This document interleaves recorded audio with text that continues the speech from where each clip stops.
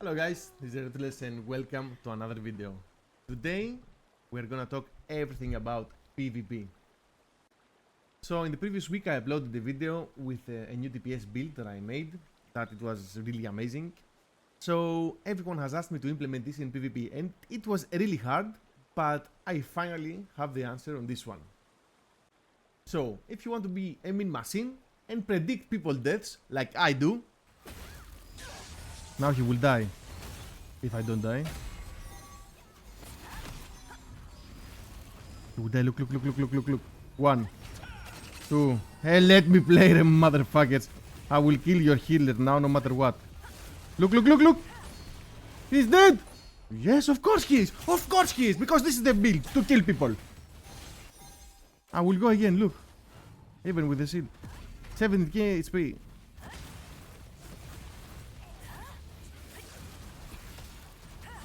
Dead! He doesn't know it!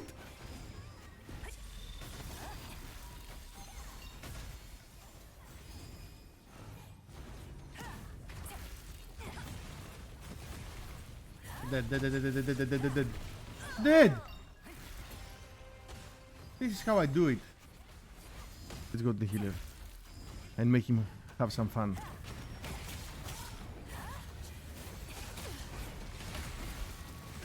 Dead! I'm telling you, dude. Who's the master of disaster? Then the only thing you have to do is to learn this amazing rotation. Let's go and break it down. What is this build all about? So starting off, we're gonna have our buff as always. The DPS skills that we have, again, for the max DPS rotation, we need focused firebombs, which is getting buffed probably. I don't know if it's gonna be next week or whenever, but the buff is gonna get is like 80% healing reduction, which is freaking amazing. So we are using focused firebombs and Inferno Wave to have max weaken burn on the enemy. Then we use Fireball Barrage, and in the same time we play with Touch of Despair, Unlucky Clock, and then Chaos Explosion. We always have our Icebound Tomb in order to CC, because CC is very important in the arena. We have our Inner Peace in order to be able to have mana sustainability. And then we have our defensive spells, which is Blessed Barrier, Invincible Wall, and our Heal. So let's go over in specializations. Here we have everything on focused firebombs. It's important to have the projectile speed because people can block, but I will show you a trick later on. Then we have Inferno Wave and Fireball Barrage. We do not use the cooldowns because it is not as important as the things that we are spending on the wand. Okay, so you see the points are evenly split on 49 each. And we go to the wand. We use Touch of Despair with effect duration and 50% chance to apply 2 stacks, very important. Then we have the one on the healing and always the duration of the Blessed Barrier. And then we go with a single target Chaos Explosion and 10% damage per stack, and the Unlucky Clock, which increases the Chaos time by 5 seconds. The most important skill for wand in the game, if you ask me right now. So the weapon specialization, again, for the staff, we are going for magic damage dealt, and then we're getting on the middle to get the skill damage boost, the magic hit, the base damage, and the magic critical hit chance.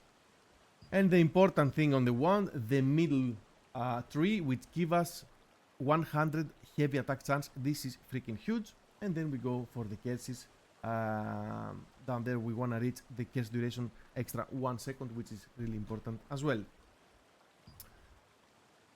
Now let's see the passives. The passives we are using is of course for the 2 for healing, and we add the Vampiric Contract. And since we are still DPS, we're gonna use the Mana Ball Eruption, Echoing Barrier for the silence of course, and then the HP and mana. The increase in the burning damage is very important because we're playing with the dots, and of course the increase on skill damage.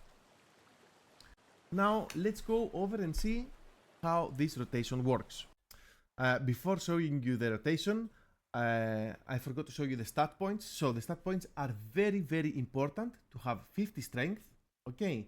And because we don't want to miss, it's definitely optional to have 70 perception. I have 70 perception because I have the stats, but a 60 perception is a must in order to be able not to miss the skills, because you need to melt people with this.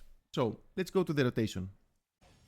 So whoever saw my previous video, you'll understand that this rotation is a bit weird. I mean, you need to have and keep track on the enemy nameplate, which is right here for me, to see the debuffs you are stacking on. And you have to be very precise with the rotation if you want to have results. If you do the rotation wrong, you will not have results. This is very important to practice this rotation and learn it by heart. So you always start with your buff, the Victorious Energy, if you have it up or not. Then you go Focused Firebombs to Touch of Despair. Then we are using Inferno Wave. Then Fireball Barrage. Then again, Touch of Despair. And if you have 3 Touches of Despair, we use Unlucky Clock and Curse Explosion. Okay? So let's go and showcase this one time. Start with the buff. Focused Firebomb. Dot. One more dot. You see, we have 3 now. Then we use the Unlucky Clock. And then we use the Curse Explosion. Okay? This is the rotation you are using. And apart from that, you have your buffs, as I said, and your Icebound Tomb, which is your CC. It's simple, but under the pressure of the arena and the simultaneous heal that you will have to do, it's very difficult and you have to keep track on it. Okay? So it's very important to learn this rotation. Okay? So now it's time for me to show you a little trick. Almost all the people in the arena, when they will see you cast Focused Firebombs, the Focused Firebombs cast is around 2 seconds. When you press here, it says almost 2 seconds. Yeah, you can see 1.8. So when they see you cast, they use block like this, and they stay there and they wait until you use your Focused Firebomb. So when you see someone doing this, when you are casting, before you finish the cast, you use your Q, and he gets the bait, and then you use your Focused Firebomb. Trust me, this will change the things you do in the arena. So I will show it one more time. Like, everyone will stay like this, okay, and wait for your Focused Firebomb. So what you will have to do is when you get close, you use your Q, and then you start casting again, okay? And this is a way also to deplete their stamina. This is called a fake. Enjoy. So now, since we are having a siege today, and most of you people asked me yesterday to give you a full support build, I will give away now my full support build, what I have been using in the past for GVG. This is even for Arena, but it's mostly focused on GVG and large scale PvP. So the build that I'm currently using is this. I will go over the skill specialization. We have almost nothing in the stuff apart from the buff. Here is the Victorious Energy, where you do it expanded for all your party. Inner Peace with immunity to CC and effect duration in order to get your mana back because you are spamming stuff. And then we have 72 points on the wand. We have these 2 points on swift healing. We have the sleep bomb ability with Curse Nightmare and Karmic Haze with a radius increased. The weekend removal and the expansion on radius for the AoE heal we have. Always the blessed barrier, as I said, duration increased. And then we have 2 AoE shields and heals, invincible wall and fountain of life. Really simple. I will just have to tell you how to use these things. So first of all, you always have to communicate with your party. You have to have them near you at all costs. First of all, avoiding bombing. Whenever you see that the bomber is next to you, you use Invincible Wall instantly and you spam tab and Icebound Tomb, okay? So tab is to get to the nearest target and try to see him as fast as possible. And if you see you didn't see him, you instantly use the AoE heal to keep them alive. Also, you can always use the Blessed Barrier on you, because the thing is that you always have to be alive in order to heal your party. If someone from your party dies, he died, it's more important to keep yourself alive, because you can save more people if one person just died. Then we have the escape, okay, and then something that no people are using is the salvation chain.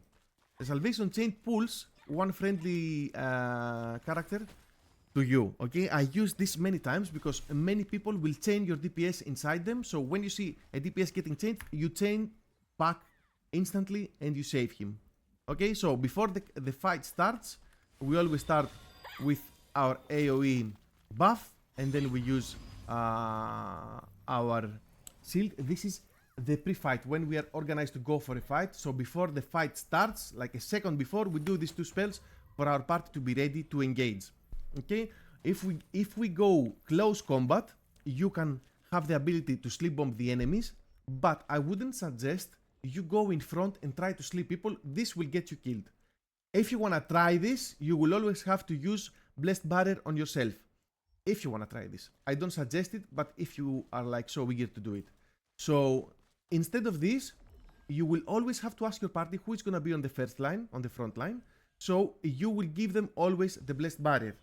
So one tactic, for example, I do with the tank, I give him the Blessed Barrier, he goes in front, and after like 15 seconds that I know that this is over and he's at half life and I have no cooldowns, I go near him and grab him back so I can save him and we can re-engage. Okay, so your stasis on the ground is to be at the back lines, to be as far as possible, to have your eyes open to see if any bomber is coming on you. Okay, and if not, then you can proceed slowly with your party.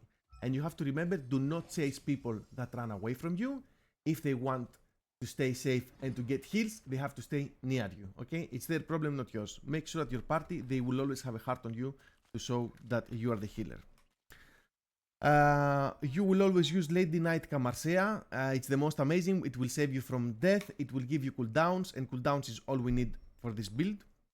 Okay, and I would suggest always using defense remedies. And also make sure, please, you have your Prison Purification Stone. This is for any PvP class, not only for us, but for everyone. Now, for the points that you are going to use, you will still need 50 strength in order to get the max health and damage reduction and the heavy attack chance, because I don't know what people say, but heavy attack chance works on heals too. You can get ×2 heals, okay? So it generally works. And 50 perception for the increase on the attack range in order for you to have more range, okay? And then the wisdom, if you can get this up to 50 and have less perception, I would appreciate it, because cooldown speed is very important. Okay, now about the stuff. This is this was for the previous one. So in order for you to play as a healer, you have to fill the middle bar so you can take the extra skill boost chance and cooldown speed, and then you go on top up to mana blessing. Okay, so you get the mana and the mana cost efficiency, and when you play and when you go to the wand, you will fill up the top one, which is again cooldown speed, mana regen. Okay, case damage you don't care, but it is what it is. You need the cooldown and the mana regen, and then you go up to here to get the 8% skill heal. And I think this concludes everything. I think you got the passives in the previous part when I was showing you the skills. It's not pretty much anything to analyze here. So if you guys need anything, you know where to find me. I'm always here for you. Discord, YouTube, Twitch, whatever you want, I am there. I hope you guys enjoy these builds. I really enjoy them myself. They are really amazing. And anything you need, let me know. Ruthless out. Have a good one.